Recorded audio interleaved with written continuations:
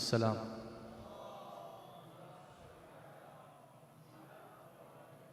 The third with your loudest for the love of Lady Fatima al-Zahra'i alayha السلام.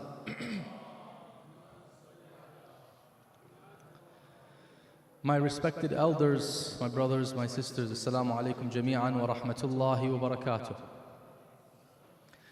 أعوذ بالله من الشيطان الرجيم بسم الله الرحمن الرحيم اللهم أنطقني بالهدى وألهمني التقوى ووفقني للتي هي أزكى اللهم أخرجنا من ظلمات الوهم وأكرمنا بنور الفهم وافتح علينا أبواب رحمتك وانشر علينا خزائن علومك برحمتك يا أرحم الراحمين وصل اللهم على سيدنا محمد وعلى آله الطيبين الطاهرين.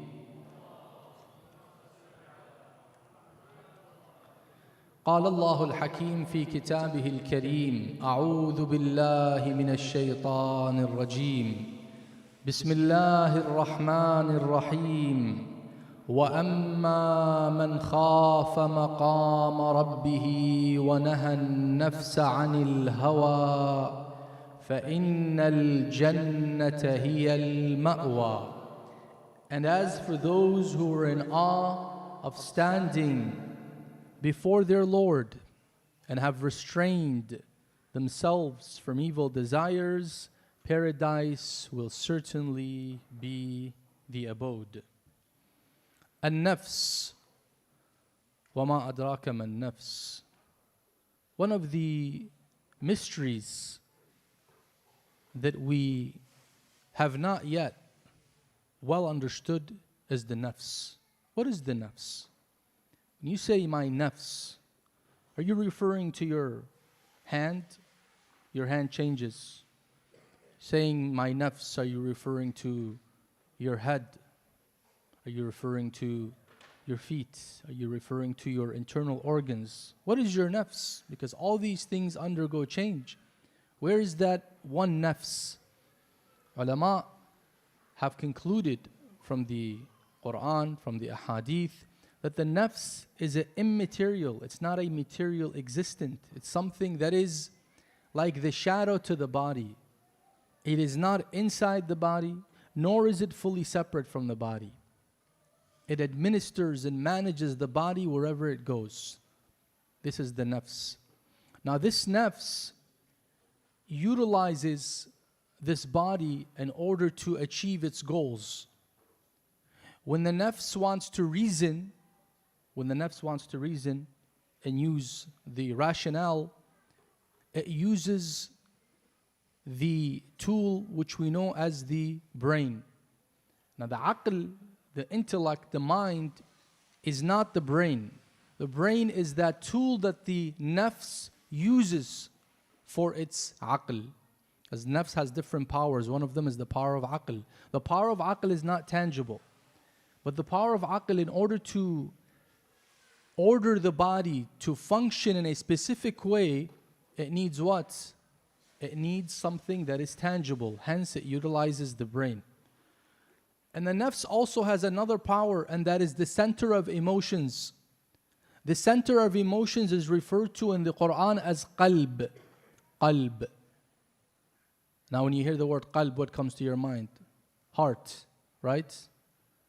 Qalb is also not a tangible thing. It is part of that nafs.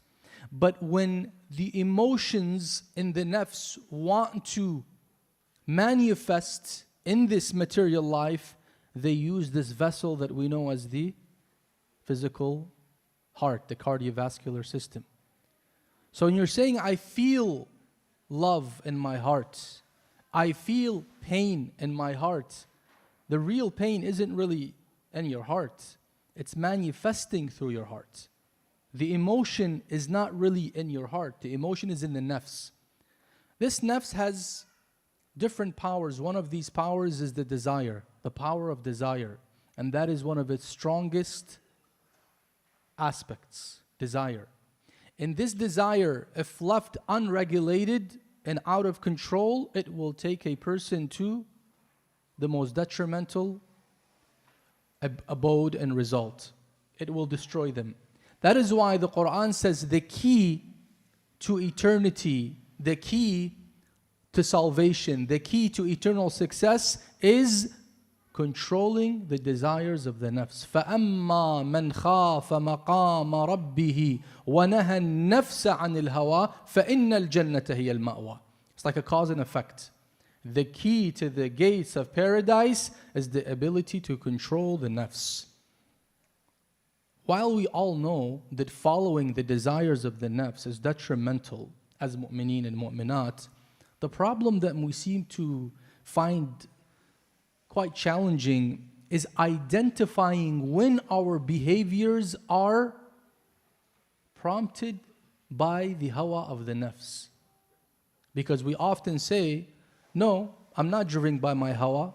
I made this conclusion with my aql, my conviction. I think this is the right thing to do.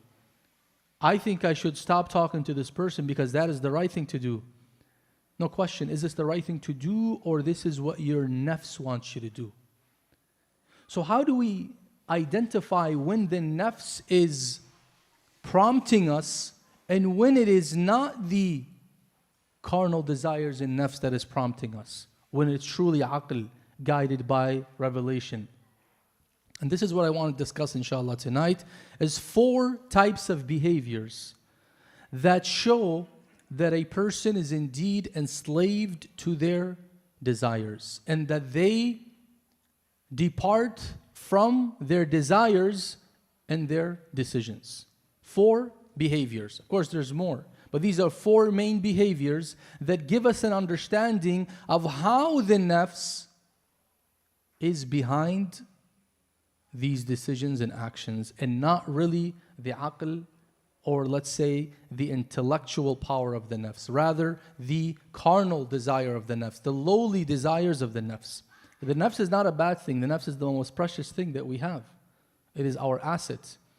It is that aspect of the nafs that we are warned against. أَعْدَى عَدُوُّكَ نَفْسُكَ الَّتِي بَيْنَ جَنْبَيْكَ, as the prophets reported to have said, the most greatest enemy is that nafs that is in you. Is not referring to the nafs in its entirety. It's referring to that aspect of the nafs. Just earlier we were discussing with my respected elders that shaitan is chained in the month of Ramadan. In fact, my son was asking the same question today.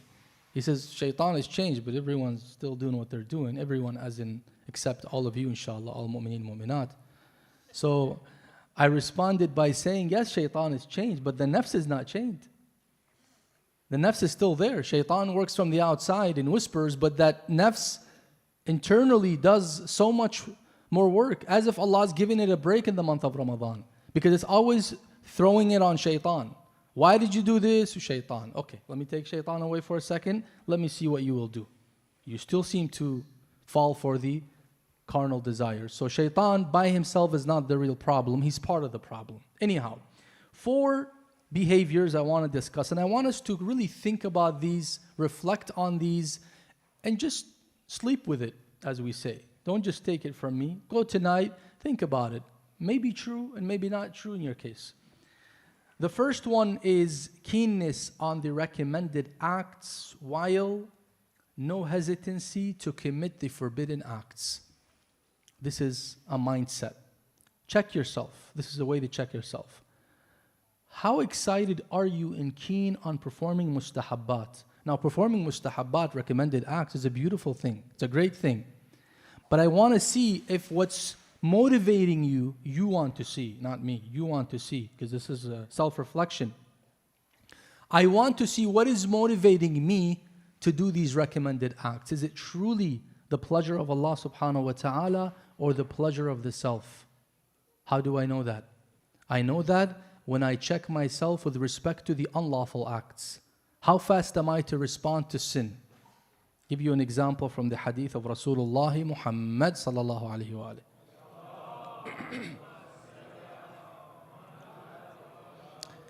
And this is in Biharul Anwar. He says, تَرْكُ الْغِيبَةِ أَحَبُّ إِلَى اللَّهِ عَزَّ وَجَلَّ مِنْ عَشْرَةِ آلَافِ رَكْعَةٍ تَطَوُّعًا. He says, abstaining from backbiting is more beloved to Allah, the Mighty, the Majestic, than 10,000 voluntary units of prayer. Basically, it is more important to avoid sin than to commit or to perform recommended acts. So if I am the type that when you tell me recommended acts, I rush, I am so excited, I do them. But the moment you tell me this is haram, avoid it, I don't care. That shows that what is motivating me to do the recommended acts? If it is Allah that is motivating me, that same Allah was motivating me to do what? To avoid the haram. So why am I not avoiding the haram and rather doing it, and at the same time very keen on the recommended acts? This shows that the mindset or my point of departure, my internal motive is not sincerely Allah subhanahu wa ta'ala. Because had it been Allah, I would have taken Allah's word for it. I would have avoided the sin and not committed the sin. Don't commit the sin and do not 10,000, 50,000 rak'ahs. No one's going to tell you, no, that is good. But if you find yourself keen on that aspect and negligent towards this, know there's an issue. Know that the nafs is what's the hawa, the desire of the nafs is what is prompting you to do this and what is driving your actions and your decisions. The second behavior or second mindset that shows us that we are inflicted is the excessive justification behind what we do. In fact, some of us may utilize so much energy to justify an action. Had we utilized half of that energy to do the right thing, it would have been much better. They're always ready to justify. Even if it's the most obvious sin, there's always a justification for it. Now, some justifications are always thrown on what? It's because of him. It's because of you. It's because of this. It's because of that. You know, we always want to find a reason to throw it on. Why did you fail? My parents, they didn't raise me well. Why did you not, succeed in this endeavor of yours? My boss at work, my coworkers. Everyone's my enemy. I don't have supporters. Now, sometimes that may be true, but the reality is these are all justifications. I just can't admit that I myself am a failure. Here we have a story from the life of Rasulullah Muhammad sallallahu alayhi wa alihi.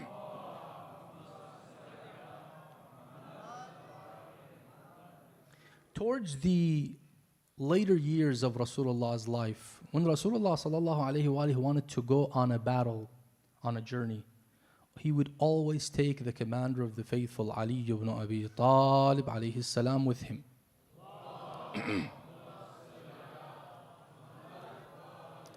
But when it came to Tabuk, Tabuk is north of Arabia, south of Jordan, and between, the Romans were coming and they were ready to do what?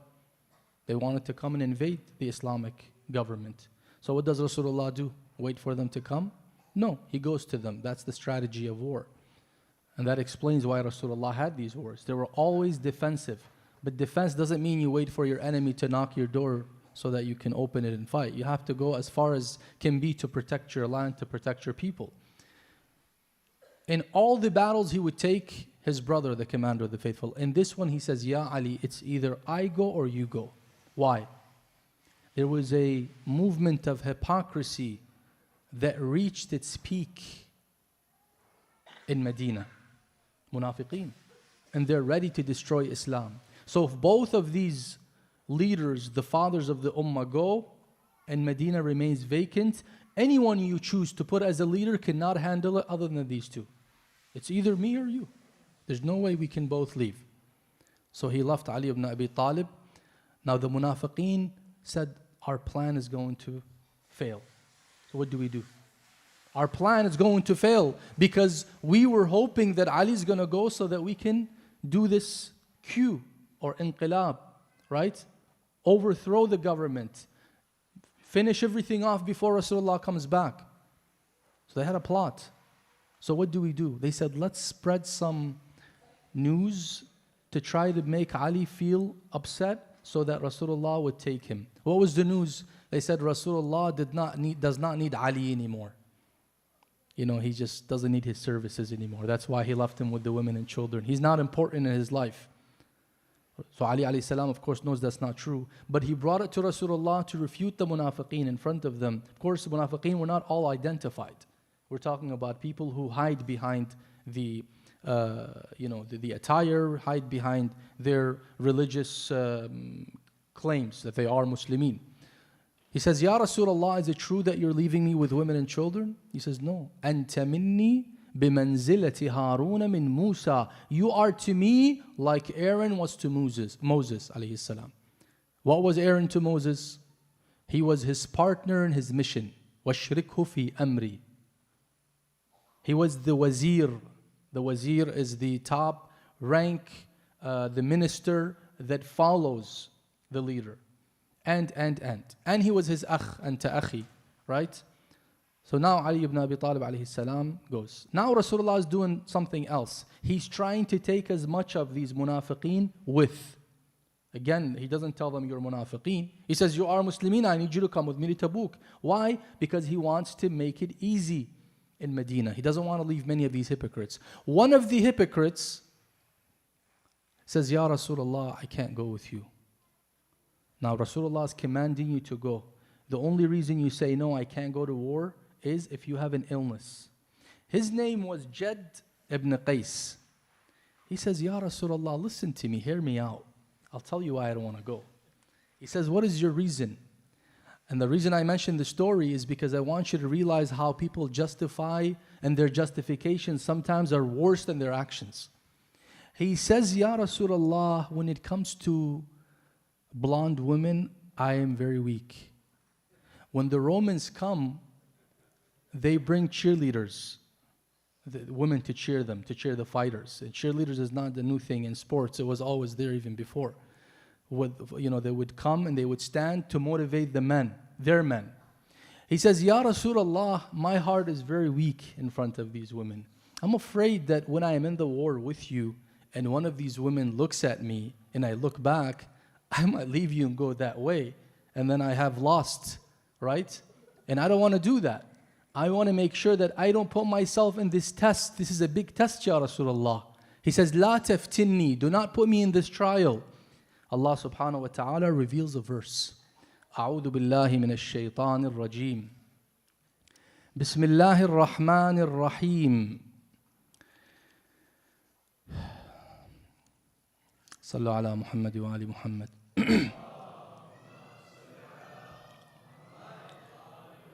وَمِنْهُمْ, and among them, مَنْ يَقُولُ ذَنْ لِي وَلَا تَفْتِنِّي. And among them are those who say, give me permission and do not put me in fitna, do not put me in trial. أَلَا, then God comments, He says, أَلَا فِي الْفِتْنَةِ سَقَطُوا. Verily, they have fallen in fitna, just by saying that. أَلَا فِي الْفِتْنَةِ سَقَطُوا وَإِنَّ جَهَنَّمَ محيطة وإن جهنم لمحيطة بالكافرين. And verily, the hell surrounds the disbelievers.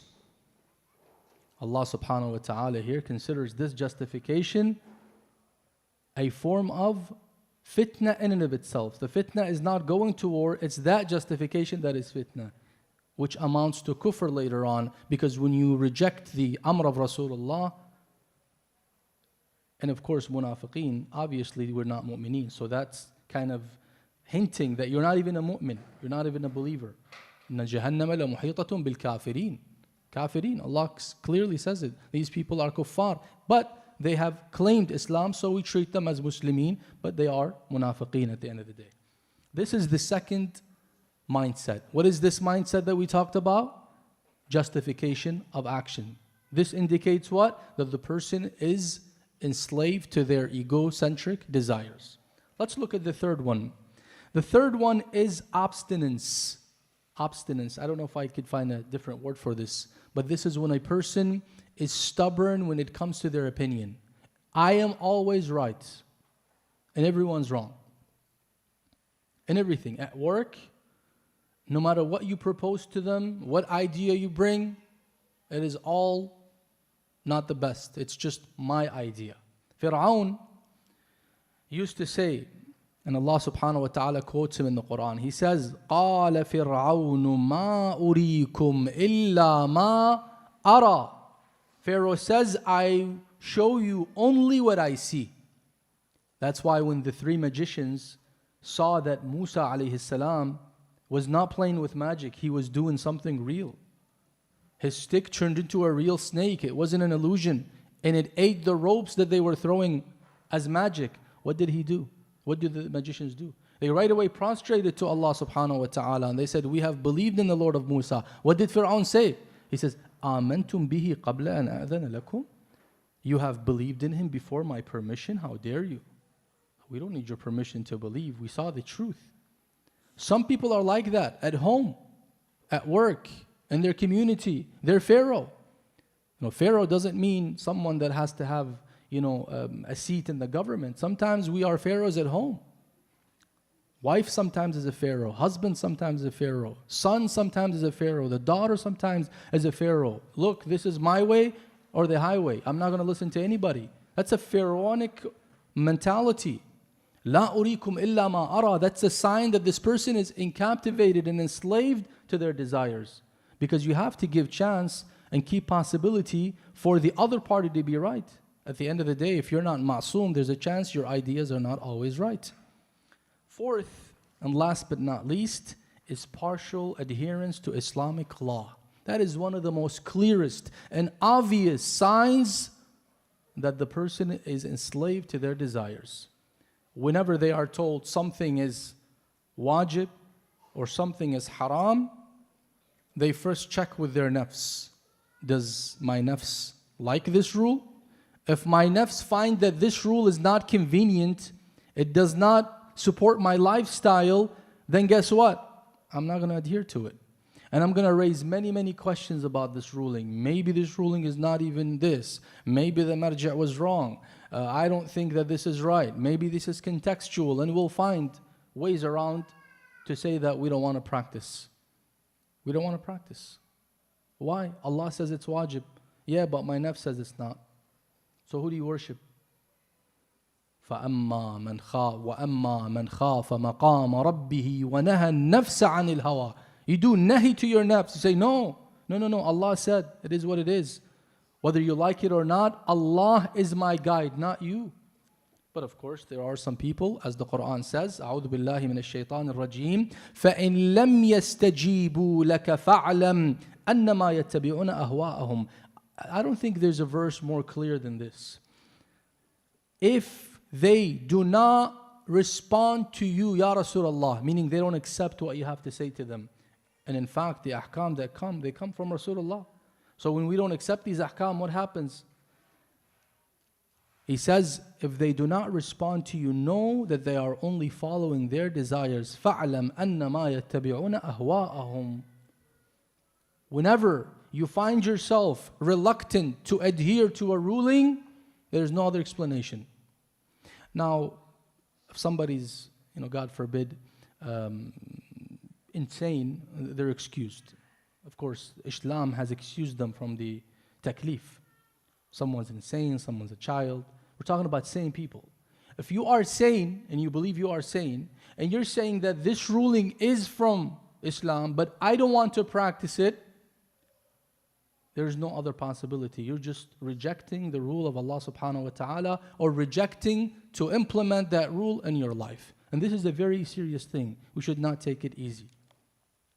We ask Allah subhanahu wa ta'ala to strengthen our resolve to prioritize Allah's pleasure over our ego-centric pleasures and desires. Wa akhiru da'wana and alhamdulillahi rabbil alameen.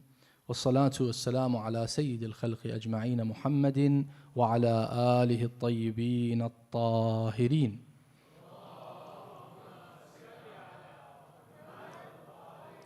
Brothers and sisters, let's please, this is a night, inshallah, of istijaba. This is the night of Jumu'ah, Laylatul Jumu'ah.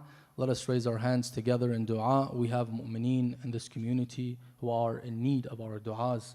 Our dear brother Muhammad Shu'aib, our Hajj Muhammad Rahmatullah, our rest of the mu'mineen, mu'minat who requested dua. Let's ask Allah subhanahu wa ta'ala, by the Marid of Karbala, Zayn al-Abidin wa Sayyid al-Sajideen, by the honor of this night, to grant them a hastened and a quick recovery, Ya Allah. Bismillahir Rahmanir Rahim. أما يجيب المضطر إذا دعاه ويكشف السوء أما يجيب المضطر إذا دعاه ويكشف السوء أما يجيب المضطر إذا دعاه ويكشف السوء أما يجيب المضطر إذا دعاه ويكشف السوء أما يجيب المضطر إذا دعاه ويكشف السوء. Also, we have forgotten our respected Al-Hajj Muhsin Walji. He's undergoing a surgery tonight or today. May Allah subhanahu wa ta'ala also grant him a quick recovery. And all those mu'min and mu'minat who have requested, we may not remember the names, but inshallah Allah subhanahu wa ta'ala will grant them all a quick recovery and quick shifa by the honor of 3 salawat ala Muhammad wa ali Muhammad.